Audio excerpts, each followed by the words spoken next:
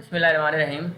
आज हम स्टडी करेंगे रिप्रोडक्टिव सिस्टम और हम इसमें देखेंगे कि ये only system which is a different in both completely different in both males and females. Rest of all the systems of the body that are present in male and females are most less or more likely, but this is the system that is completely different in males and females. And actually, first of all, we will discuss the definition of the reproduction. So the definition is reproduction is simple: to produce fertile offspring.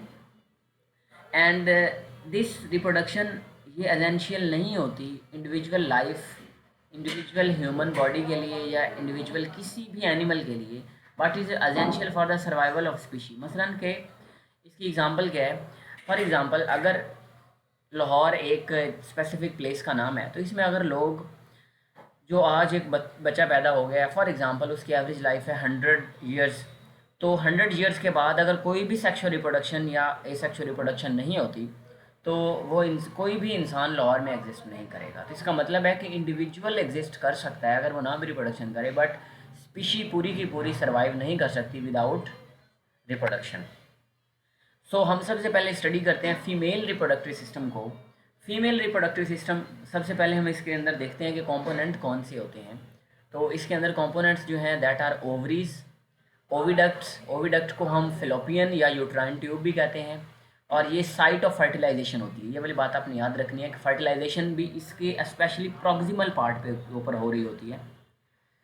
So next is the body and the fundus of the uterus. Uterus के actually दो part होते हैं, आगे हम diagram देखते हैं उसमें clear हो जाएगा।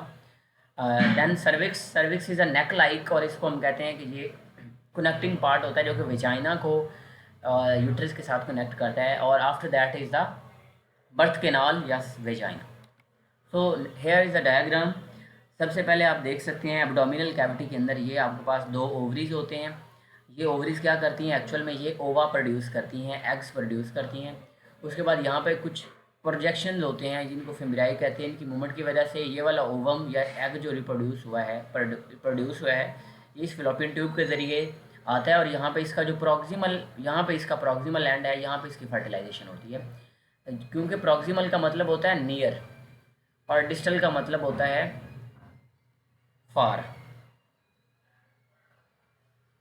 तो यहाँ पे ये साइट ऑफ फर्टिलाइजेशन एक्चुअल में इसको फिलोपियन यूट्राइन ट्यूब और ओविडक्ट भी कहते हैं। यहाँ से एग यहाँ पे आता है, फर्टिलाइज्ड एग, फर्टिलाइजेशन यहाँ पे हो जाएगी तो ये फर्टिलाइज्ड एग बन जाएगा जिसको जाइगोट कहते हैं। और यहाँ पे ये वाला पार्ट इसका सारा क्या है? यूट्रस है। इसके बाद ये वाला जो इसकी कंस्ट्रिक्टेड पार्ट होता है इसको हम सर्विक्स कहते हैं, और after that this is the birth canal, जहाँ से बेबी की बर्थ होती है, इसको कहते हैं वेजाइना। और हाइमन जो होती है ये एक्चुअल में मेम्ब्रेन होती है। हाइमन हम कहते हैं एक्चुअल में मेम्ब्रेन को, और ये मेम्ब्रेन जो होती है ये प्रोटेक्शन के लिए होती है, इस तरह लुब्रिकेशन प्रोवाइड करती है। और नॉर्मली ऐसा देखा गया है कि ये मेम्ब्रेन शो द वर्जिनिटी। तो अब हम देखते हैं कि oogenesis कैसे होती है, यानी कि एग सेल की फॉर्मेशन किस तरह से होती है, एग और ओवम फॉर्मेशन। तो इसके अंदर सबसे पहले ये होता है कि इसके स्टेम सेल्स होते हैं जिनको हम कहते हैं कि egg producing sales. Egg producing sales जो होते हैं ये होते हैं डिप्लॉयड। इनके अंदर माइटोसिस होती है, और माइटोसिस से इनके बनते हैं ओगोनिया। ओगोनिया बनने के बाद, यानी कि एक्चुअल में यहाँ पे माइटोसिस नहीं, इसको हम कहते हैं ये होती है डिफरेंशिएशन। तो डिफरेंशिएशन को हम कहते हैं कि that is the mitosis. Just shape के अंदर चेंज आता है। उसके बाद मियोसिस से क्या बनता है? प्राइमरी oocyte बनता है।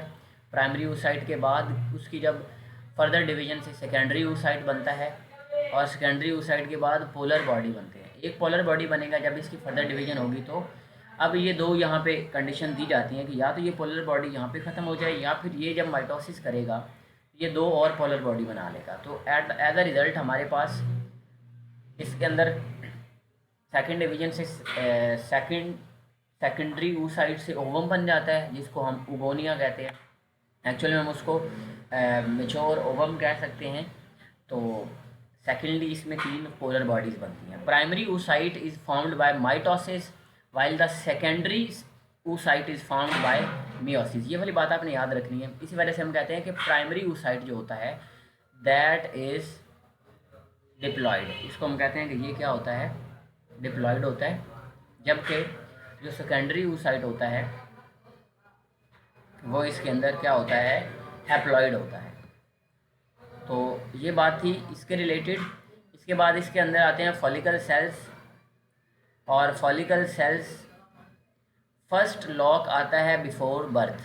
सिंपल सी बात है कि जब बेबी की बर्थ होती है तो फीमेल बेबी की, तो क्या होता है कि वो है उसके अंदर oogenesis तो स्टार्ट हो जाती है जब वो माँ के पेट में होता है, जब वो यूट्रस के अंदर होता है। लेकिन वो वाली जो फेज़ है दैट इज़ अ मियोसिस की डिप्लोटीन स्टेज उसको हम कहते हैं, जो कि प्रोफेज़ की पहले हम कहते हैं ना, इसको हम 4 डिवीजन में 4 पार्ट्स के अंदर डिवाइड करते हैं, 4 स्टेप्स के अंदर डिवाइड करते हैं। इसमें पहली आती है prophase, then metaphase, then anaphase, then telophase. तो इसको आप याद रख सकते हैं कि ये स्टेज, इसकी प्रोफेज जो पहली स्टेज है उसकी डिप्लोटीन स्टेज आती है। उस स्टेज में पहला लॉक लगता है, ये एमसीक्यू के तौर पर पूछा जाता है, और second lock before the fertilisation at metaphase stage, और ये है फर्टिलाइजेशन से पहले, यानी कि आफ्टर प्यूबर्टी जब फर्टिलाइजेशन नहीं होती तो क्या होता है कि फर्टिलाइजेशन ना होने के रिजल्ट में चूँकि जाइगोट नहीं बन रहा तो ओवम अपने साथ डिफरेंट बॉडी सेल्स को, ब्लड वेसल को लेके चला जाता है बाहर, इसी को हम मेनेसिस भी कहते हैं। 3 polar bodies are form, sperm fertilise with a secondary oocyte, ये वाली बात आपने याद रखनी है। ये जो स्पर्म आता है, मेल स्पर्म होता है, वो ओवम को फर्टिलाइज करता है, और वो ओवम जो होता है ना वो किस स्टेज में होता है उस वक्त उसको हम कहते हैं सेकेंडरी oocyte की फॉर्म में मौजूद होता है। तो ये भी हैप्लॉइड होता है 1n, और ये भी हैप्लॉइड होता है। देखिए सिंपल सी बात है कि ओवम हैप्लॉइड है तो इसने किसी हैप्लॉइड से जाके मिलना है, तभी जाके एज अ रिजल्ट डिप्लॉइड बनेगा ना। तो अगर ये किसी डिप्लॉइड से मिलेगा तो ट्रिप्लॉइड बन जाएगा, विच इज़ एबनॉर्मल हो जाएगा ना। तो इसलिए हम कहते हैं कि प्राइमरी oocyte के साथ फर्टिलाइज नहीं कर सकता। देन आता है जी हमारे पास मेल रिप्रोडक्टिव सिस्टम, और अब हम देखते हैं कि मेल रिप्रोडक्टिव सिस्टम की पहले डायग्राम देख लेते हैं और उसके बाद हम देखते हैं कि इसके पार्ट्स का नाम क्या होता है। तो सबसे पहले आप देख सकते हैं यहाँ पे ब्लैडर है। अब ब्लैडर का काम क्या होता है, यूरिन को स्टोर करना, और जब ये फिल हो जाता है तो हमें ये इसके आगे स्फिंक्टर लगा होता है जो कि रिलैक्स करता है और आगे हमारा पेशाब बाहर चला जाता है। आफ्टर दैट इसके अंदर ये एक्चुअल में सिस्टम का पार्ट नहीं है, रिप्रोडक्टिव सिस्टम, एक्चुअली ये यूरिनरी सिस्टम का पार्ट है। तो इसके अंदर आ जाता है यूरिथ्रा, पीनस, यूरिथ्रा। देखिए जी यूरिथ्रा और पीनस में क्या डिफरेंस होता है। एक्चुअल में यूरिथ्रा जो उस पूरे स्ट्रक्चर में से पास कर रही है एक लाइन, उसको कहते हैं, और पीनस हम पूरे को पूरे स्ट्रक्चर को कहते हैं जिसके अंदर बहुत सारे टिश्यूज़ होते हैं, और इन टिश्यू को स्पेशलाइज टिश्यू होते हैं, ये भी इनको हम कहते हैं, ये होते हैं जी इरेक्टाइल टिश्यू, यानी कि ये एक ऐसा टिश्यू है जिसके अंदर इरेक्ट करने की एबिलिटी मौजूद है। इसके साथ इसके अंदर यहाँ पे क्या है, ये टेस्टिस हैं, टेस्टिस के ऊपर ये जो आपको लेयर नज़र आ रही है स्किन, इसको हम सक्रोटम कहते हैं, और इसके बाद ये जो आपको बहुत ही हाईली कॉइल्ड फॉर्म में मिलेगा इसको हम एपिडिडाइमस कहते हैं। यहाँ पे एक्चुअल में स्पर्म ने क्या करना होता है, कुछ टाइम के लिए इनके स्टोरेज होती है, और यहाँ से ट्यूब के ज़रिए, जिसको वैस डेफरेंस कहते हैं, उस ट्यूब के ज़रिए से ये डिफरेंट इसके अंदर seminal vesicle gland, Cowper's gland, हम इसको स्टडी कर लेते हैं, प्रोस्टेट ग्लैंड, तो ये ग्लैंड की सेक्रेशन भी इसमें आती है। और आफ्टर दैट इसके बाद स्पर्म को हम सीमन कहते हैं, और वो सीमन जो होता है वो हमारे यूरिथ्रा के ज़रिए बाहर रिमूव हो जाता है। या फिर क्या होता है कि वो जो आपने एक और बात याद रखनी है कि सीमन जो होता है, सीमन फीमेल के किस पार्ट में जाता है, वेजाइना के अंदर, और इसके अलावा यही सेम ट्रैक होता है जो कि यूरिन के लिए भी होता है, इसलिए हम कहते हैं इसको यूरिनोजेनिटल ट्रैक, यानी कि यूरिन के लिए भी सेम पाथ है और रिप्रोडक्शन के लिए जो फ्लूइड है, जो स्पर्म्स है, उनके लिए भी सेम पाथ है। तो अब हम आते हैं वापस कि इसके पार्ट्स के नाम क्या होते हैं। तो इसके नाम हमारे पास पीनस है, पीनस के जो प्रीपूस और ग्लैंस पीनस होते हैं। प्रीपूस और ग्लैंस पीनस में क्या डिफरेंस होता है, प्रीपूस इसके ऊपर एक लेयर होती है जो बचपन में हम जिनको हम कहते हैं कि बच्चे के खतने किए हैं, तो वो वाला जो मैस हम रिमूव करते हैं उसका नाम होता है प्रीपूस। उसके बाद क्या आता है ग्लैंस पीनस। ग्लैंड पीनस क्या होती है जी, ये होती है, इसको हम कहते हैं जो हमारे पीनस के ऊपर कैप होती है जो बहुत ज़्यादा एक्स्ट्रा सेंसिटिव होती है, उसको हम कहते हैं, ये है जी ग्लैंड पीनस। और इसके बाद आते हैं टेस्टिस, इसका पार्ट होते हैं डक्ट्स। डक्ट्स को आप 7 अप से याद रख सकते हैं। तो यहाँ पे आप देखें कि ये एक सेमिनिफेरस ट्यूब्यूल्स होती हैं। After that you can see here the vas deferens, vas efferentia होती है, वैज डेफरेंस भी होती है, एपिडिडाइमस भी होती है, एजैकुलेटरी डक्ट है, यूरिथ्रा है और पीनस। सक्रोटम हमने डिस्कस कर लिया। ग्लैंड्स के अंदर 3 तरह के ग्लैंड्स होते हैं, तो वो हम देख लेते हैं आगे। उसके बाद इसके अंदर कुछ सर्टोलाइज सेल्स होते हैं जो कि नरिशमेंट प्रोवाइड करते हैं बाय प्रोड्यूसिंग द ये फॉलिकल स्टिमुलेटिंग हार्मोन, और लेडिक सेल्स को इंटरस्टिशियल सेल्स हम कहते हैं। तो इनसे टेस्टोस्टेरोन रिमूव होता है। अब इन्होंने क्या करना होता है, असल में इन्होंने स्पर्म्स बनाने होते हैं। ये जो ऊपर है इसको हम कहते हैं सर्टोलाइज सेल्स, जो नरिशमेंट भी देते हैं, एफएसएच प्रोड्यूस करते हैं और स्पर्म फॉर्मेशन भी इन्हीं से ही होनी होती है। लेडिक सेल्स को इंटरस्टिशियल सेल्स भी कहते हैं, और ये टेस्टोस्टेरोन यानी कि हार्मोन जो होता है वो प्रोड्यूस करते हैं, और इसको हम एल ICSH को LTH भी कहते हैं, नॉट LH। LTH का मतलब होता है ल्यूटोट्रॉफिक हार्मोन, और ये वाला जो हार्मोन होता है एक्चुअली ये डिफरेंट आगे फंक्शन परफॉर्म करता होता है। Sorry, it is LH, not the LTH, because LTH is called the prolactin. It is luteinizing hormone in males is actually ICSH. So the next is the seminal vesicle.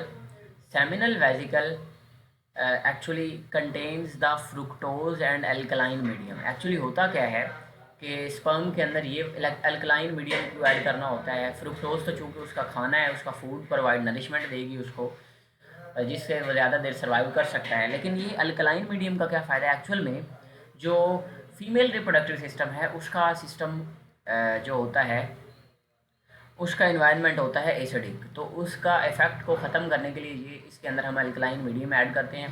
इसके बाद citrate होता है, prostate gland जो होता है वो citrate remove करता है और एंजाइम सिक्रीट करता है to prevent the blood clotting in females. और उसके बाद आता है बल्बो यूरिथ्रल ग्लैंड, जिसको हम कॉपर्स ग्लैंड भी कहते हैं, और ये mucus for the penis protection, यानी कि उसकी जब ये एक असल में जर्क के ज़रिए से इसके अंदर से म्यूकस रिमूव होता है, तो वो उसके अंदर वाली लेयर को कोई नुकसान ना हो, इस वजह से म्यूकस प्रोड्यूस करता है बल्बोजेट्री या कॉपर ग्लैंड। इसमें एक और चीज़ याद रखनी है आपने कि ये सेमिनल भी पेयर्ड फॉर्म में होता है और ये कॉपर्स ग्लैंड भी पेयर्ड फॉर्म में होता है। ये जो होता है ये अनपेड फॉर्म में होता है, और इसको आप ऐसे भी याद रख सकते हैं कि चूँकि ये स्टार्ट हो रहा है पी से तो इसलिए ये उसका ऑपोजिट हो जाएगा अनपेड, बाकी दोनों पी से नहीं स्टार्ट हो रहे तो वो पेड हैं। तो ये था जी हमारा मेल रिप्रोडक्टिव सिस्टम डायग्राम की बात होगी हमारी। इसके बाद आप यहाँ पे देख सकते हैं टेस्टिस के अंदर बहुत छोटी हाईली कोइल्ड फॉर्म में ट्यूब्यूल्स हैं, जिनको सामने कहते हैं कि ये कौन सी है, सेमिनिफेरस ट्यूब्यूल्स है। एंड देन एपिडिडाइमस आ जाती है। एपिडिडाइमस हाईली कोइल्ड फॉर्म में होती है और ये उसका हेड है। उसके बाद ये वैजा डिफरेंशिया बन जाती है। आगे हम देखते हैं कि एक सेमिनिफेरस ट्यूब्यूल को देखना हो तो उसके अंदर आपको 2 तरह के सेल्स मिलेंगे। ये कुछ सेल्स आपको इसके अंदर वाली साइड पे मिल रहे हैं ट्यूब्यूल के,